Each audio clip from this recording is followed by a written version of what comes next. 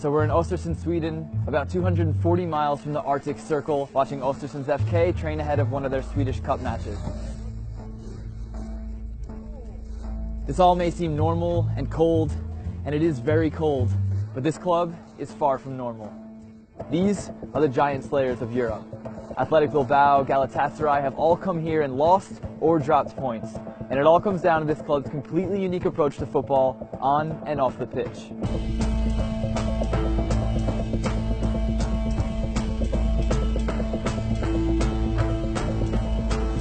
Yeah, yeah, we are the geographical middle of Sweden, but everybody calls it as up in the north and up in the mountains.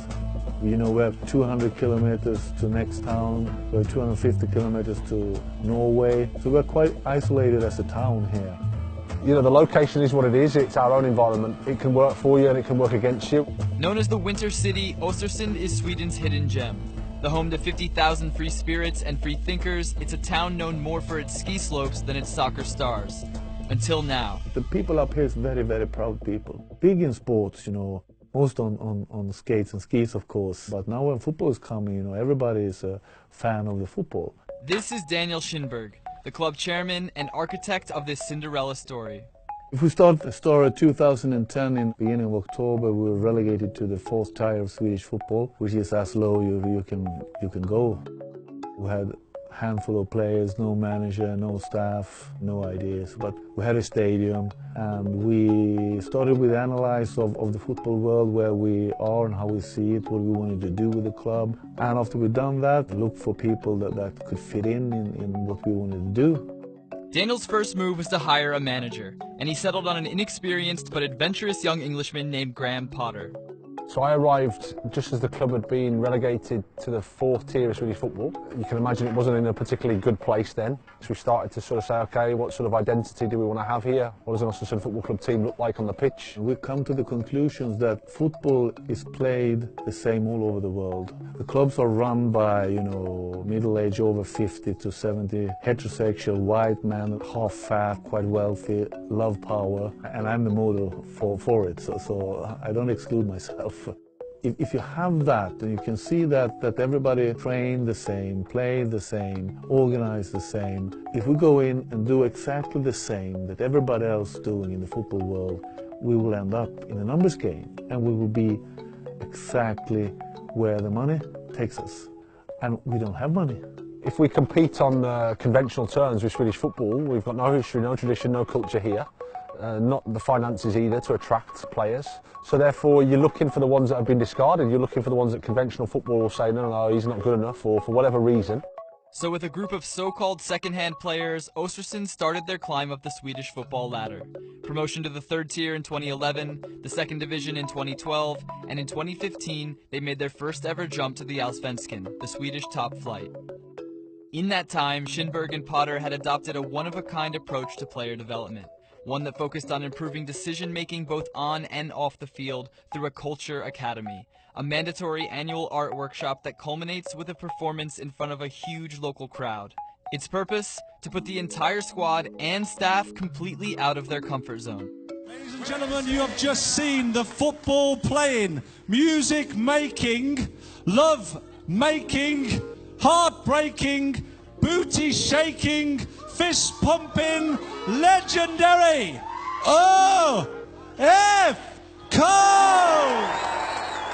We started off with a play, that was the first year, then we went to write a book, and then we put on an art exhibition around strength through diversity, and then we went to dance, so we performed a bit of Swan Lake, which was interesting, and then we did a sort of a concert for solidarity, put on sort of a rap show. Okay, speed it up. Basically, it's about getting you off the comfort zone, learn to express yourself and discover other sides of you that you didn't know. It has been painful because it's not something you want to do, it's not something you enjoy, but I can understand the benefit of it. It is the hardest thing that a Swede can do, that the Swedes also are most afraid of, more than die or relatives being sick, is to perform or talking for others. I don't mind playing in front of 50, 60, 100,000 because that's where I'm comfortable. But rapping and talking in front of 1,500, doing something that you stink at. When you've done it, when you overcome it, the buzz is quite high, but it's all about the bravery. Being brave out here, that's the main purpose for it. It's hard to say, what we've done off the pitch makes them pass the ball any better or shoot better or dribble or whatever. It's hard to say that, but too often the focus is on solely the football, but there's a lot going on in the brain, how we think under pressure. So if we can help with that in any way, that's what we've tried to do. We have been criticized so much by these things in the beginning. We are crazy, we are too outspoken, we are too direct, we are too open. Now they're more and more quiet since they see that we have an idea behind it, and that's why we say that we are very eljest. You mean eljest? Eljest. Eljest. Eljest. It's a northern Swedish word for be different. And it's why Östersunds have been promoted 3 times since 2011, won the Swedish Cup in 2017, and have shattered expectations on the European stage. Thanks to that Swedish Cup win, Östersunds qualified for the Europa League in 2017.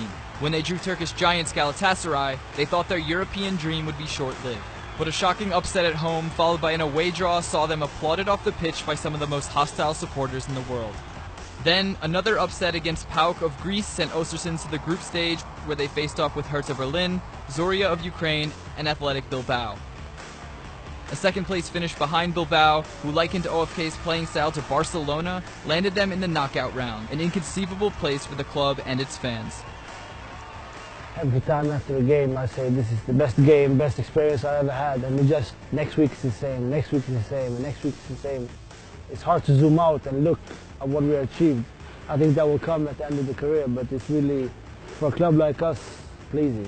When Galatasaray arrived, I was like, oh cool, a big team coming to Östersund, we're not going to win. And then we won, and then here we are against Arsenal, and right now it feels like everything is possible. At every step of this journey, behind Östersunds has been the Falkarna, a supporter group as against the grain as the club they love. Boasting 3 female capos, Falkarna are unlike any group in Europe. In what ways do you think you guys reflect the club? In Falkarna, we think that everyone is welcome. It doesn't matter what the background you have or anything, everyone is welcome. Exactly as FK thinks. The support is incredible. I would say they're not the typical football supporter. They concentrate on their team. They want to create a positive atmosphere in the ground. It took several hundred to Berlin, several hundred to Spain. There'll be 5,000 away at Arsenal. It's an incredible movement now that they're creating. You can see how much it means to people that we put Östersund on the map. Not just that we come this far, but how we come this far and how we want to play football. I think it means a lot to them, and it means a lot to us as well that we have this support behind us. We're just in the beginning of our journey in development of the club, but it has to be a parallel development of the whole club together.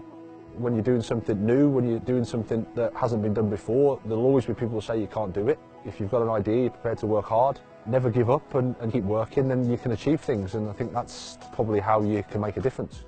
What we want to achieve is, of course, winning the hearts and minds of the Swedish people, but also of the European people, and then we extend that to the world, because we need people behind us. We're a small club, we're beating the numbers game, so we want to win the hearts and minds, and we want to, be a part of the process of changing the world.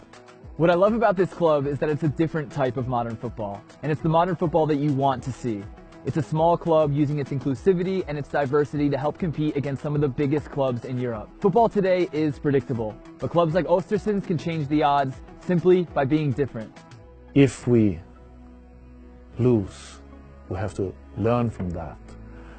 So we always win, even if people think we lose a game.